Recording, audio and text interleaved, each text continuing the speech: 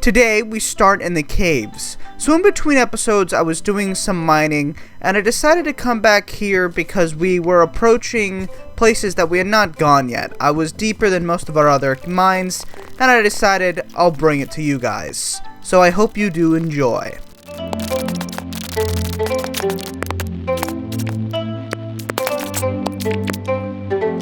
Very quickly, we discover ourselves a Sapphire Gem Tree, as well as the underworld, as you can see here. So I just wanted to point this out. I do really like the gem trees. They're quite cool, especially because they give you an infinite source of gems.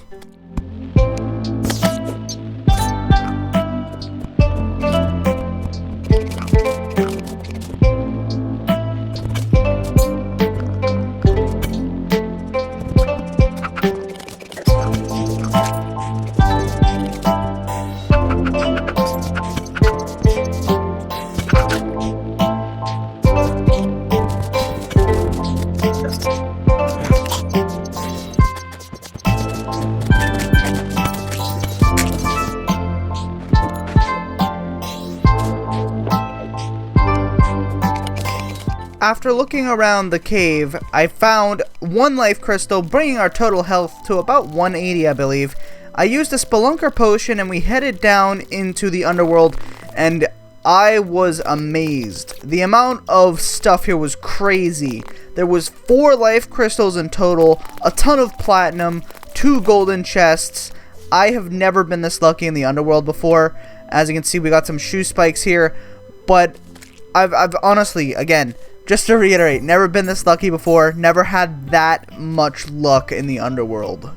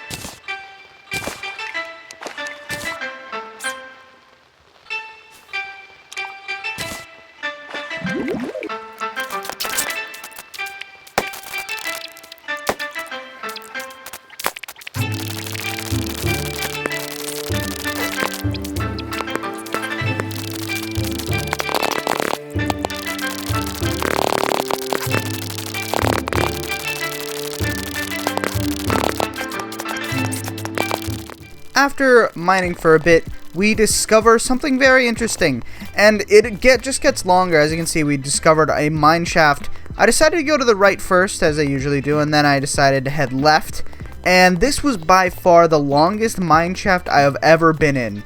As far as I can see, it might spam a full total of like half the map, which is, again, very odd.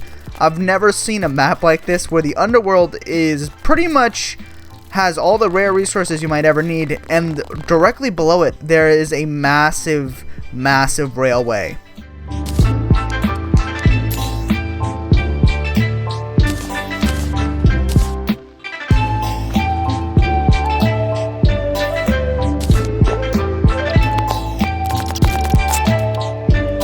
It was at this point that I thought I was about to go back up, and I got a bit greedy, and as you saw there, because of my greed, I was crushed to death by a boulder.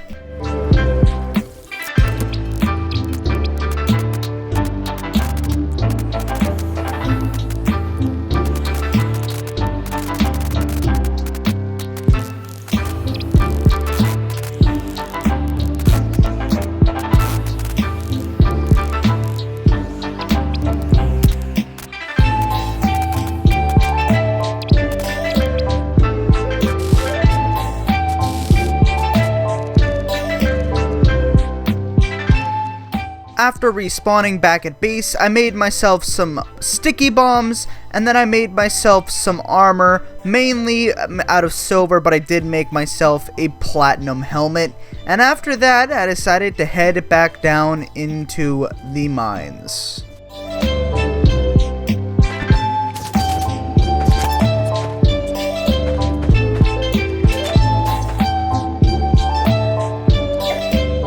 After accidentally following through the railway, I discovered myself a golden chest, one of the first ones we found other than the underworld, which, again, just to reiterate, is pretty lucky. We find ourselves a band of regeneration, and then we continue back to get the silver and gold that we dropped when we were crushed to death by a boulder.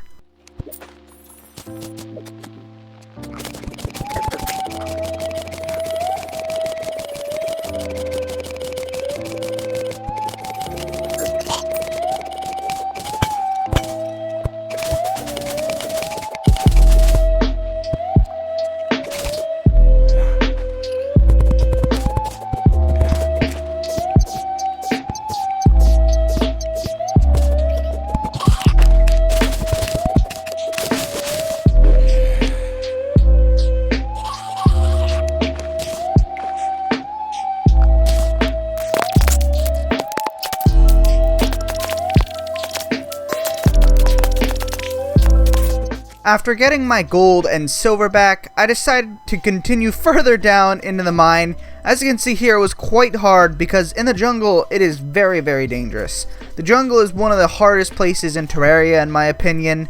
Honestly, even harder than hell, because a lot of the creatures that spawn here poison you, and there's a ton of traps, and the caverns are very open. So if you don't have something like a lucky horseshoe, which we luckily did get, you can very easily fall to your death.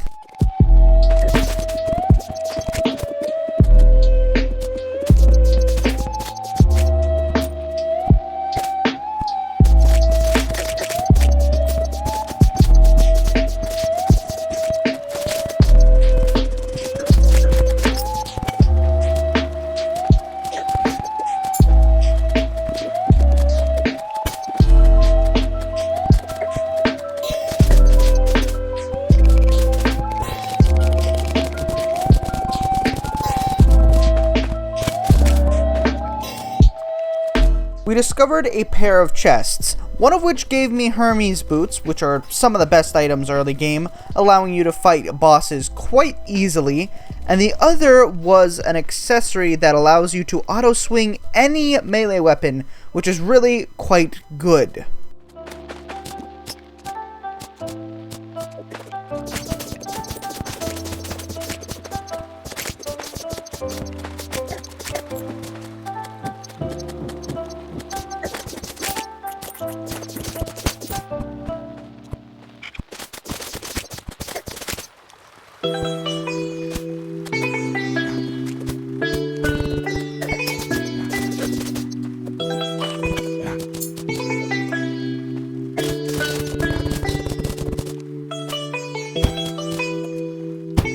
After discovering another golden chest, I decided to farm the platinum above it just in case the chest was a deadman's chest, which it thankfully was not. Hopefully we would remain this lucky in the future.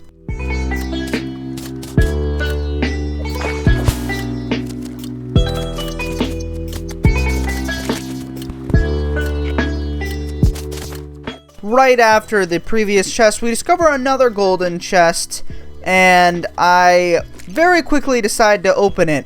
And remember what I said about, yeah, hopefully being lucky in the future? Yeah, we weren't lucky in the future.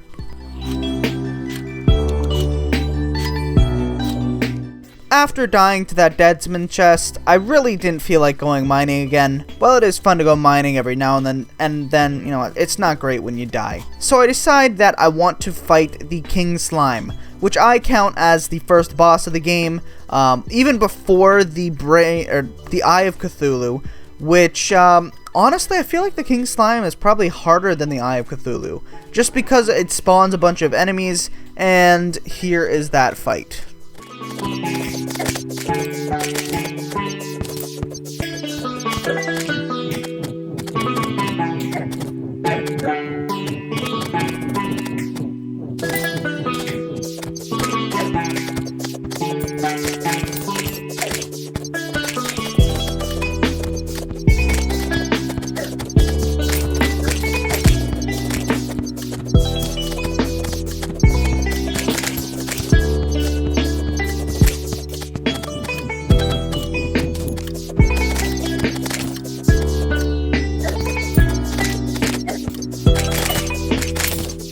The fight overall was quite easy, and it got us a slime gun as well as a solidifier and some ninja pants. I mainly just wanted to beat it because I think I'm going to go for full completionist, beating every boss that we can, because if we're going for Zenith, we might as well beat every boss while we're at it.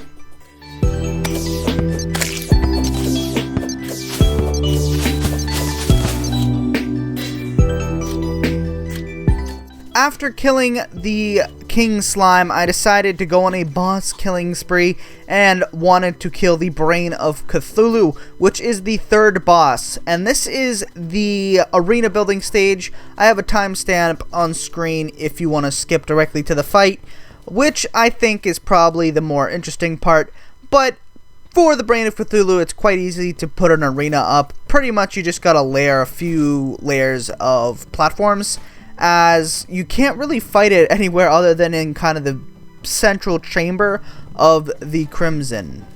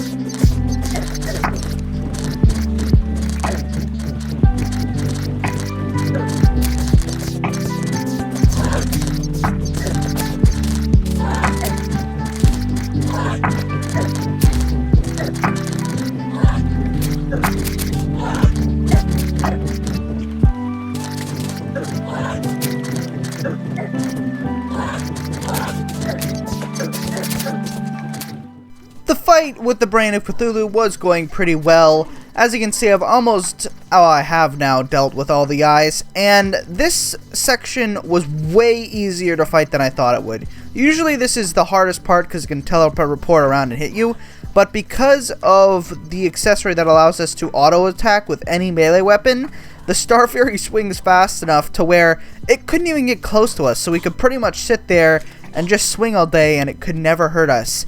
I decided to fight the Brain of Cthulhu again just because I thought this was a fluke at the time, and we will see how that turns out.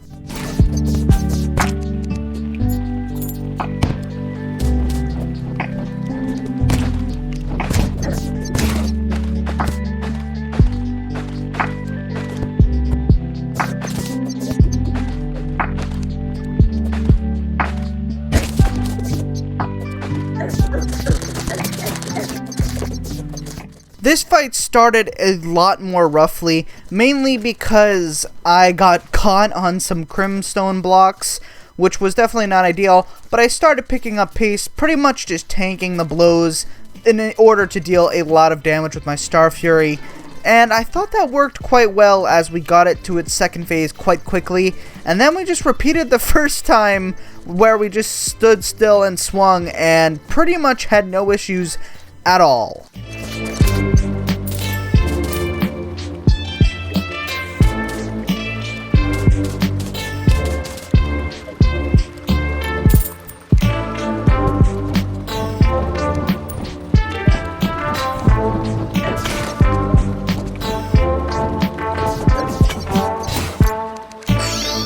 Heading back to base, I decided to make myself some new gear.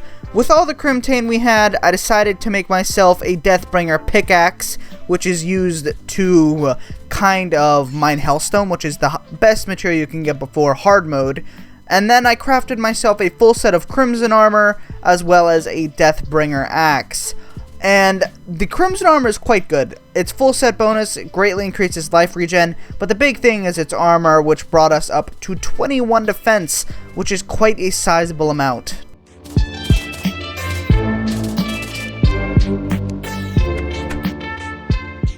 But we will wrap up here, so I hope you guys did enjoy this, and goodbye.